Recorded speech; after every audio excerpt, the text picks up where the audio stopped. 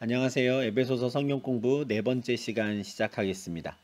오늘은 3장 후반부와 4장 전반부 말씀을 볼 텐데요. 4장 16절까지 말씀 보도록 하겠습니다. 3장 후반부 14절부터 21절까지 이어지는 이 말씀은 바울의 기도입니다. 이러므로 내가 하늘과 땅에 있는 각 족속에게 이름을 주신 아버지 앞에 무릎을 꿇고 비노니, 이렇게 말하면서 이제 기도를 시작하는 것이죠.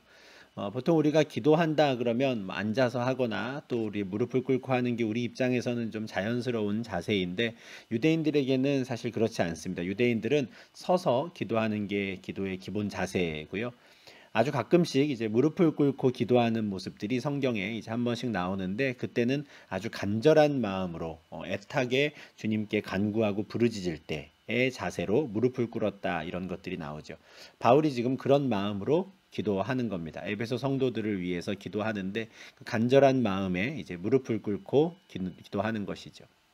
14절에 이제 이러므로라는 말로 시작을 하는데, 이 이러므로는 앞에 어떤 일들이 벌어졌었고 그 앞에 일들의 결과, 그러므로 내가 이렇게 기도합니다, 이렇게 연결되는 건데, 우리가 지난주에 보았던 3장 전반부 말씀을 묵상할 때 말씀을 드린 대로 3장 14절은 사실 3장 1절의 반복이라고 할 수도 있습니다. 원래 3장 1절에서 이러므로 그리스도 예수의 일로 너희 이방인을 위하여 갇힌 자 된 나 바울이 말하거니와 하거든요. 여기서 이제 하고 싶었던 말이 이제 기도였던 것인데, 이 그리스도 예수의 일로 너희 이방인을 위하여 갇혔다라는 말을 하다 보니까 그 그리스도의 일이 구체적으로 무엇인지, 다시 말해서 그리스도의 비밀이 무엇이고 또 하나님께서 그 하나님 나라를 어떻게 다스려 가시고 운영해 가시는지에 대한 내용을 좀 더 자세하게 한 번 더 설명하고자 한 것이죠. 그래서 2절부터 13절까지에서는 그가 받았던 하나님의 경륜 또 그리스도의 비밀에 대해서 다시 한번 자세히 설명을 합니다.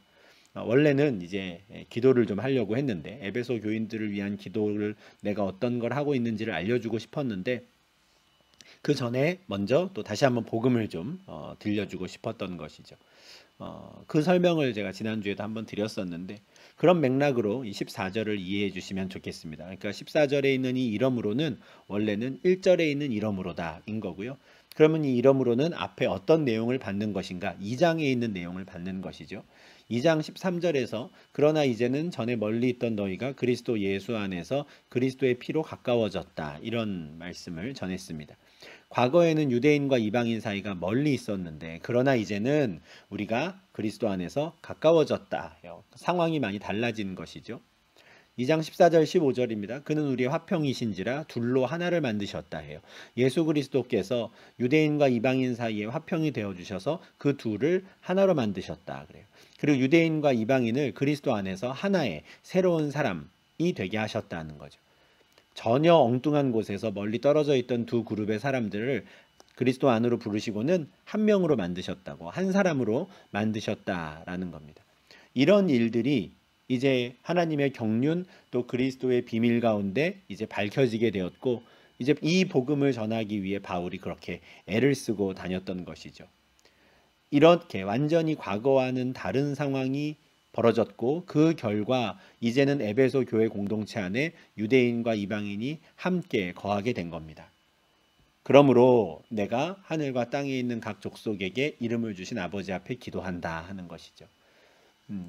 그리스도 안에서 유대인과 이방인을 한 공동체로 부르셨으니, 그러므로 내가 너희를 위해 이렇게 기도한다 하는 건데, 그 기도의 대상을 하늘과 땅에 있는 각 족속에게 이름을 주신 아버지라고 부릅니다.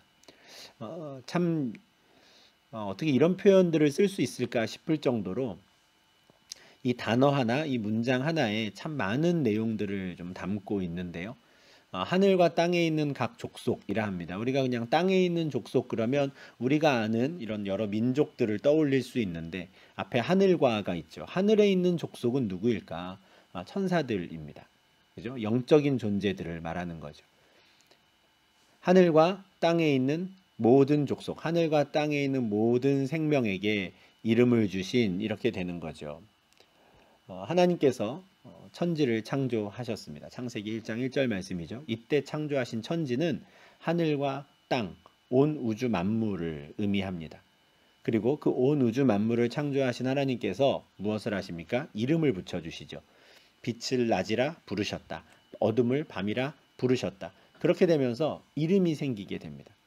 그런데 이 구약 성경에서 또 신약도 마찬가지입니다. 이름이라고 하는 건 그냥 어떤 대상을 부르기 쉽게, 호칭하기 쉽게 만든 어떤 게 아니에요. 이름은 그 자체로 그 대상 또 그 사람의 본질을 나타내는 의미가 있습니다.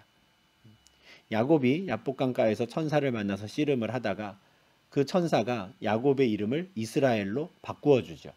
이제 야곱의 정체성, 야곱의 본질이 바뀌었다라고 선포를 하시는 거예요. 이름은 그런 의미가 있습니다. 어떤 한 사람의 특성, 본질을 나타내는 거거든요. 그러니까 하나님께서 천지를 창조하시고 그것들의 이름을 붙여주셨다라는 건 그 각 모든 만물의 본질을 부여하신 분, 그 모든 만물의 근원 되시고 주인 되시는 분, 이런 뜻인 거죠.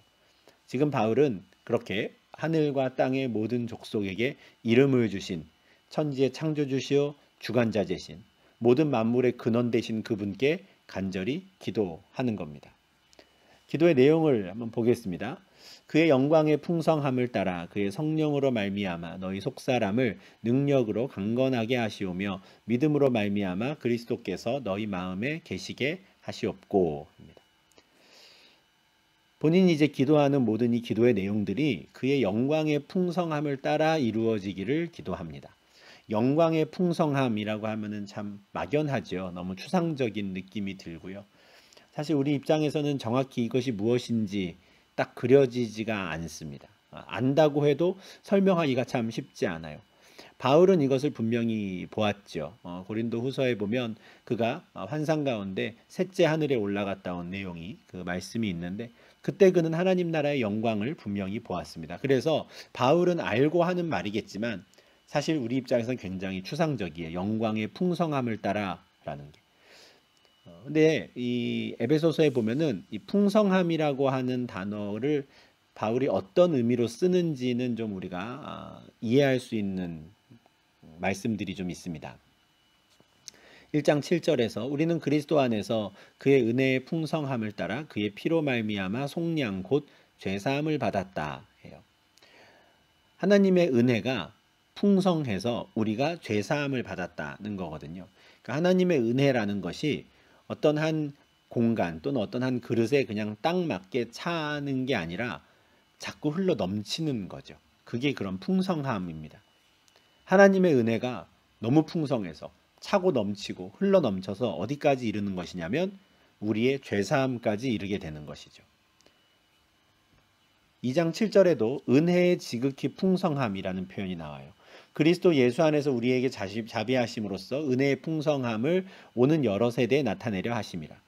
하나님의 자비하심이 하나님의 은혜가 우리에게 나타난다는 거예요. 교회 공동체 가운데 나타납니다. 그런데 그 교회 공동체 가운데 나타난 은혜가 그냥 딱 맞는 수준으로만 있는 게 아닌 거예요.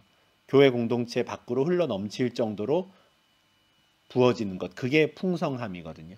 교회 공동체 밖으로까지 흘러 넘칠 정도로 은혜를 주시고 자비를 베풀어 주시니 교회 밖에 있는 사람들, 오는 여러 세대들도 그것을 보고 하나님의 자비하심, 하나님의 은혜를 알 수 있다라는 거예요. 이런 맥락으로 영광의 풍성함을 따라라고 하는 표현을 한번 생각해 보면 좋겠습니다. 하나님 나라의 영광이 있어요. 왕 대신 주님께서 다스리시는 그 나라가 갖고 있는 그 위엄과 영광이 있죠. 그런데 그것이 그냥 그 하나님의 나라라고 하는 어떤 공간적인 개념으로만 보면은 그 하늘에 있는 그 천국에만 딱 머물러 있는 것이 아닌 거예요. 그것이 풍성이 차고 넘쳐서 이 땅에 있는 모든 지역 교회들, 특별히 에베소 교회에 이런 일들이 일어나기를 바랍니다. 이렇게 기도하는 것이죠. 하나님 나라의 영광의 풍성함을 따라서 그의 성령으로 말미암아 너희 속사람을 능력으로 강건하게 하시기를 기도한다는 거죠. 그의 성령으로 말미암아 속사람을 강건하게 하시길. 이게 이제 첫 번째 기도인데 강건하다라는 말의 의미가 무엇이냐면요. 낙심하지 않는다라는 뜻입니다. 고린도후서 4장 16절에 그러므로 우리가 낙심하지 아니하노니 우리의 겉사람은 낡아지나 우리의 속사람은 날로 새로워진다 해요. 이게 강건함입니다. 낙심하지 않는 것. 그러니까 사람이 보면은 그냥 낙심해야 되는 상황이에요. 낙심해도 아무도 뭐라고 하지 않은 어떤 상황에 부딪혔는데 그런데 낙심하지 않는 거예요. 그게 강건함이거든요. 바울은 에베소 교인들이 속사람이 그렇게 되기를 바랬어요. 성령께서 그들의 속사람을 강건하게 해주셔서 어떤 일이 벌어지더라도 낙심하지 않기를. 바울의 경험에서 비롯된 기도라고 생각이 듭니다. 그는 영광의 풍성함을 보았거든요. 그것을 보고 나니 성령께서 그의 속사람을 강건케 해주신 거예요. 바울이 당한 고난이 얼마나 많은지 우리가 사도행전이라든가 또 그의 서신서를 보면은 우리가 잘 알 수 있습니다. 왜 이러고 살까 싶을 정도의 환난과 고난을 계속 당하죠. 누가 봐도 저 이제 그만하겠습니다. 포기하고 낙심한다 해도 아무도 뭐라 할 사람이 없는 일들을 그런 경험을 수도 없이 해요. 그런데 그는 낙심하지 않습니다. 어, 넘어지더라도 아주 엎드러지지 않는 것이죠. 그렇게 될 수 있었던 비결이 뭐냐? 성령께서 그의 속사람을 강건케 하셨기 때문이죠. 같은 일이 에베소 교인들에게 일어나기를 바울이 기도하는 겁니다. 그러면 어떻게 해서 성령께서 성령으로 말미암아 우리의 속사람, 성도들의 속사람이 강건해질 수 있는가? 성령께서 하시는 일 때문에 그렇습니다. 성령께서 무슨 일을 하시냐면 예수님께서 이 땅에 계시면서 제자들에게 가르치셨던 모든 것을 생각나게 하시고 그 말씀의 의미가 무엇인지를 가르쳐 주시는 것. 그게 성령께서 오셔서 하시는 일이었어요. 요한복음 14장 26절에서 예수님이 직접 하신 말씀이죠. 성령이 오면 이런 일을 할 거다. 내가 그동안 너희에게 말했던 거 다 생각나게 할 거야 하는 거죠. 다시 말해서 성령으로 말미암아라는 것은 성령께서 우리 주 예수 그리스도의 말씀을 다 생각나게 하셔서 성령께서 그 말씀의 의미들을 잘 가르쳐 주셔서 그 말씀의 의미를 깨닫게 하심으로 말미암아 우리가 낙심하지 않게 될 수 있다. 이렇게 가는 거죠. 어떤 성령께서 나와 함께 하셔 어떤 감성적인 상태로 자 성령께서 나와 함께 하시니 평안하자 근심하지 말고 두려워하지 말자 이런 게 아니에요. 성령께서 말씀 가운데 우리의 역사하시니까 약속의 말씀이 생각나게 하는 거죠. 분명히 상황을 보면 낙심해야 되는데 그 약속의 말씀이 생각나는 거예요. 그 말씀의 의미를 알겠는 거예요. 아, 그 말씀을 붙잡고 내가 한번 용기를 내보자. 낙심하지 않는 것이죠. 하나님이 분명히 이렇게 약속하셨으니까 이 약속을 이루실 거다. 내가 조금만 더 참고 인내해보자 하는 겁니다. 그러니 마음에 근심하지도 말고 두려워하지도 말라 하시는 거예요. 근거가 있는 믿음인 거죠. 근거가 있는 강건함입니다. 그 근거가 뭡니까? 주님의 말씀인 거예요. 그렇게 해서 성령으로 말미암아 우리의 속사람이 강건해지는 겁니다. 낙심하지 않는 거죠. 그런데 성령께서 하시는 일은 더 놀랍습니다. 그냥 그저 우리를 낙심하지 않는 수준으로 인도하시는 게 아니라 우리의 속사람을 날마다 새롭게 하시는 거예요. 이 새롭게 한다라는 게 그냥 처음으로 돌아가서 리셋된다는 게 아닙니다. 점점 더 우리가 그리스도의 형상을 닮아간다라는 뜻이에요. 날마다 새로워진다라는 거죠. 성령께서 하시는 일입니다. 고린도후서 3장 18절이에요. 우리가 주의 영광을 보매 그와 같은 형상으로 변화하여 영광에서 영광에 이르니 곧 주의 영으로 말미암음이니라. 주의 영으로 말미암는 일이에요.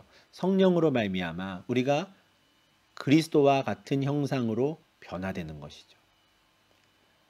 이게 다 성령께서 하시는 일과 연결되는 겁니다. 성령께서 그리스도의 말씀을 주님의 말씀을 생각나게 하시고 깨닫게 하시고 그로 말미암아 그 말씀을 붙잡게 하시고 말씀을 따라가며 살게 하시고 그래서 낙심하지 않게 하시는 거거든요. 그렇게 우리가 주의 말씀에 순종하며 열심히 주님을 따라가다 보면 어느새 우리가 주님의 형상으로 변화되어 있는 것이 이것을 우리가 성화라고 말하고요. 영화라고 말합니다. 이 모든 일이 주의 영으로 말미암는다는 거예요. 그러다 보니 바울이 그의 성령으로 말미암아 너희 속사람을 능력으로 강건하게 하시기를 기도한다 하는 거죠. 그다음 두 번째 기도 보겠습니다. 믿음으로 말미암아 그리스도께서 너희 마음에 계시기를 원한다. 이번에는 믿음으로 말미암아죠. 속사람을 강건하게 하는 건 성령으로 말미암아입니다. 근데 그리스도께서 우리 가운데 계실 수 있는 건 믿음이라는 방편을 통해서인 거예요. 왜냐하면 믿음으로 말미암아 우리가 그리스도와 연합하기 때문이죠. 믿음으로 인해 우리는 그리스도와 함께 삽니다. 믿음으로 인해 그리스도와 함께 일어나죠. 그리고 믿음으로 말미암아 그리스도와 함께 하늘에 앉게 되는 거예요. 그러니까 믿음이라고 하는 것은 그냥 하나님 나라 밖에 있다가 에덴 동산 밖에 있다가 제가 이제 믿음을 가졌습니다 하고 에덴 동산 안으로 들어온 이후에 그냥 버려도 되는 게 아닌 겁니다. 나 이제 하나님 백성 됐으니 이제 믿음은 필요 없어가 아닌 거예요. 하나님 나라 백성 된 이후에도 에덴 동산 안으로 들어온 이후에도 우리는 계속 믿음으로 살아야 합니다. 믿음으로 말미암아 그리스도가 너희 안에 계시기를 원한다. 이거는 계속 연속되어야 하는 거예요. 진행형이어야 하는 것이지 한 번 하고 끝나는 완료형이 아닌 겁니다. 이미 이들은 좋은 믿음으로 인해서 바울에게 칭찬을 들었거든요. 1장에서 칭찬을 했잖아요. 너희에게 있는 믿음이 참 귀하다. 감사하다. 너희를 생각할 때마다 내가 참 기쁘다. 했단 말이죠. 이미 믿음이 있는 사람들이에요. 그런데 바울은 계속해서 그들이 믿음으로 말미암아 그리스도와 연합한 자가 되기를, 믿음으로 말미암아 그리스도께서 그들 가운데 계시기를 기도하는 것이죠. 그 다음 세 번째로 그들이 사랑 가운데서 뿌리가 박히고 터가 굳어지기를 기도합니다. 요 기도는 좀 더 공동체성에 대한 기도라고 생각할 수 있습니다. 앞에 16절과 17절 상반절에서 했던 성령으로 말미암아 너희의 속사람이 강건해지기를, 또 믿음으로 말미암아 그리스도께서 너희와 계시기를, 이거는 물론 공동체적으로 적용할 수도 있지만 어떤 개개인 성도들을 위한 기도라고 생각할 수 있어요. 각각의 개개인이 성령으로 말미암아 속사람이 강건해지는 거죠. 개개인이 또 그리스도와 연합하는 겁니다. 그리고 그렇게 그리스도와 연합하여 강건해진 이들이 함께 모여서 사랑 가운데 다 같이 뿌리를 내리고 터가 굳어져야 한다라는 거예요. 그 일을 위해서 그리스도께서 오신 거니까요. 유대인이나 이방인이 그리스도 안에서 한 공동체를 이루게 하신 것, 그 비밀을 이제 알았으니 사랑 가운데 한 자리에 같은 곳에 뿌리를 내려야 한다라는 것이죠. 뿌리가 박히고 터가 굳어진다라는 건 시냇가에 심은 나무와 같은 것을 떠올리게 됩니다. 이리저리 흩날리는 게 아니라, 이리저리 우왕좌왕하는 게 아니라 한 곳에 뿌리를 깊이 내려야 되는데 그곳이 어디냐면 사랑인 거예요. 여호와 하나님의 사랑 가운데, 또 형제와 자매가 서로 교제하며 사랑하는 그 사랑 가운데 뿌리가 박히고 터가 굳어져야 하는 것이죠. 능히 모든 성도와 함께라고 하잖아요. 개인이 아닌 겁니다. 이래서 또 우리가 믿음을 가진 이후에 그냥 나 혼자서 이렇게 신앙생활하고 예배드리는 것으로 충분한 게 아니구나라는 걸 또 배우게 되는 것이죠. 우리가 성령으로 믿음으로 거듭난 자가 되었다면 이제는 모든 성도와 함께 사랑 가운데서 뿌리가 박히고 터가 굳어져야 하는 거예요. 왜냐하면 나 혼자만 상속자가 되는 게 아니라 모든 사람들이 함께 상속자가 되었거든요. 이방인들이 복음으로 말미암아 그리스도 예수 안에서 함께 상속자가 되고 함께 지체가 되고 함께 약속에 참여하는 자가 되었거든요. 그러니까 나 혼자가 아닌 겁니다. 그러니 모든 성도와 함께 사랑 가운데 뿌리를 내려야 되는 거죠. 그렇게 공동체 가운데 들어와서 함께 주님의 사랑 가운데 뿌리 내리고 자 할 때, 그때 그들이 그리스도의 사랑을 더 깊이 알게 될 겁니다. 너비와 길이와 높이와 깊이가 어떠한 것을 깨닫게 될 거예요. 하나님께서는 계속해서 내가 이만큼 너희를 사랑해 라고 말씀하세요. 예수 그리스도를 통해 말씀하시죠. 특별히 십자가에 달린 예수를 통해 그 말씀을 하십니다. 하나님이 세상을 이처럼 사랑하사 독생자를 주셨다 하거든요. 이처럼이라는 말은 독생자를 주셨으니를 의미합니다.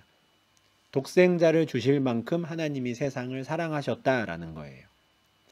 근데 관건은 이 말씀의 의미가 어떤 것인지를 깊이 알면 알수록 우리가 그리스도의 사랑, 하나님의 사랑을 더 알게 된다는 것이죠.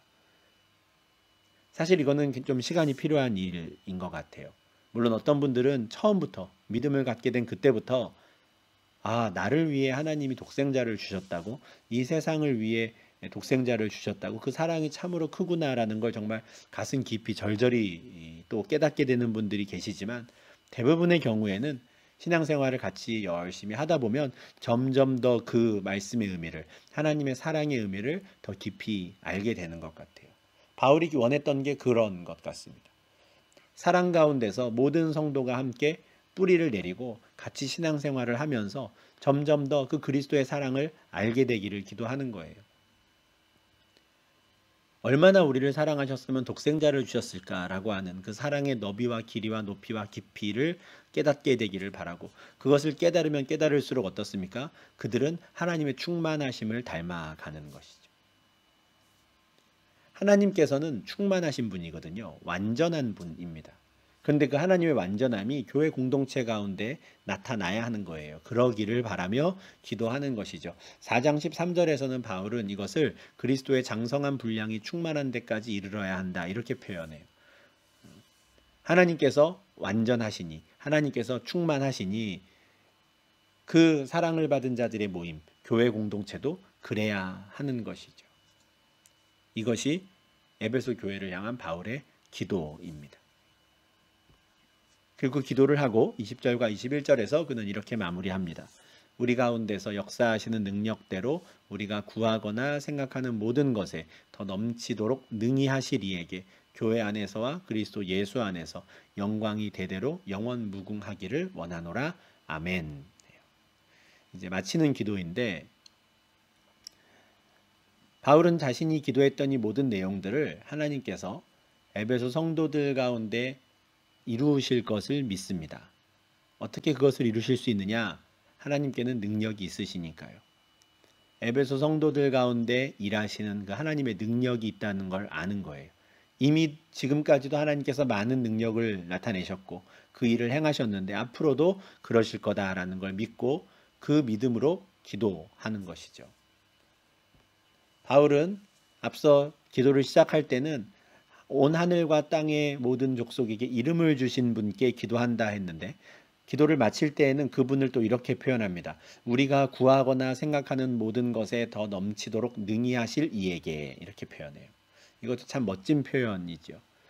바울은 지금 무릎을 꿇고 간절히 기도했어요. 물론 이 기도는 바울이 에베소 교회를 향해서 늘 드리는 수많은 기도들 중에 가장 핵심적인 내용이었을 거예요. 다 적을 수는 없으니까 핵심적인 내용만 적었겠죠.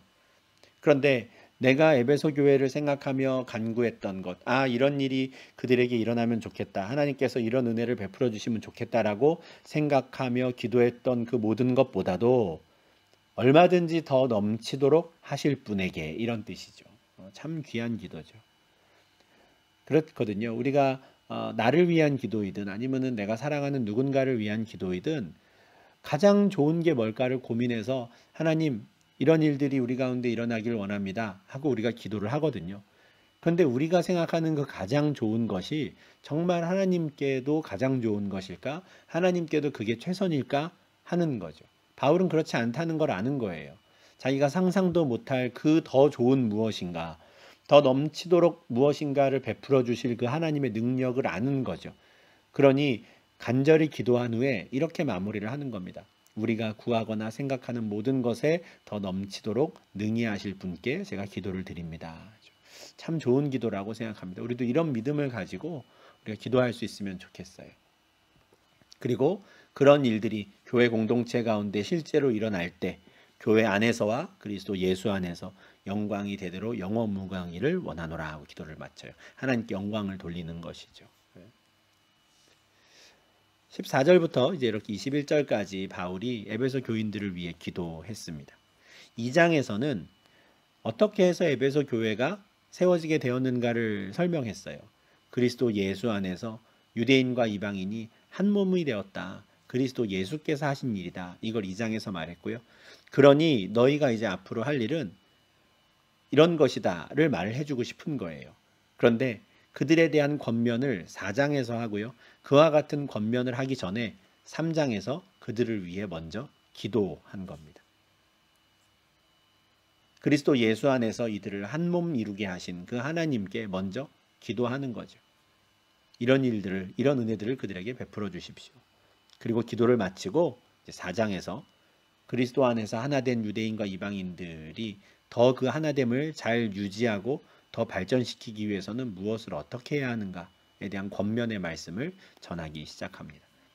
그래서 이런 틀로 이해하시면 좋을 것 같아요. 2장에서 어떻게 해서 에베소 교회가 세워지게 되었는가 설명했고 3장에서는 그들에 대해 기도를 하고요. 4장에서는 5장 이렇게 이어지는 내용에서는 그들을 위한 이제 권면의 말씀이 좀 더 구체적인 권면의 말씀이 이어진다. 이렇게 생각을 하시면 좋겠습니다. 네, 그러면 이렇게 3장 후반부 말씀 마무리하고요. 우리 계속해서 4장 전반부 말씀으로 이어가도록 하겠습니다.